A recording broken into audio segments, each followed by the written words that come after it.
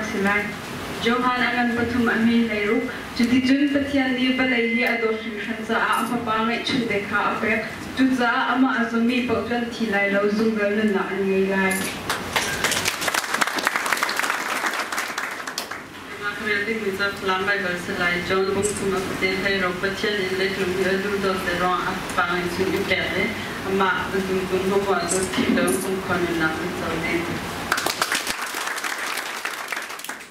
Kini kebiri mizong mizong sana, Johanna Bungtung, Dasong Perukan, Kecian kebiri amangai ema, tujuan apa pamil apia, amat tu tubo aring apiang anbang ralawa, tujuan kebiri lunang angai anzo kelome.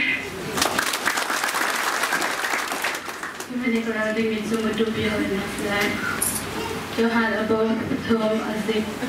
Pero uko amate ang kanga boy long pochimola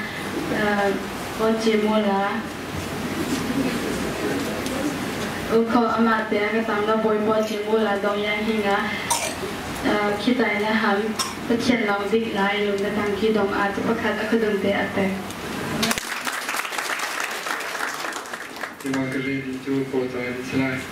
Sejauh kan jidong kan ye sejauh. Tiada tahu ko yung jito tu panglu di tesi cinta amnya pawra ada ko yang secenga. Tiada kenti mimi na lepas itu tahu ko sudah mudi tanya logi tahu cido mui itu mana. Okay, barang selai. John chapter 3 verse 16. For God so loved the world that He gave His one and only Son, so that everyone who believes in Him will not perish, but have everlasting life. Tu kerana nanti ini korek persilan. Kia tahu dia tahu so.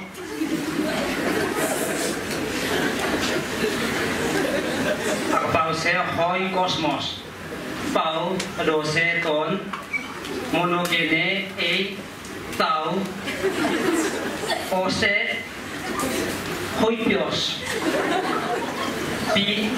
Pisine sas auton then prepare nakate ala hoi god oian zoe.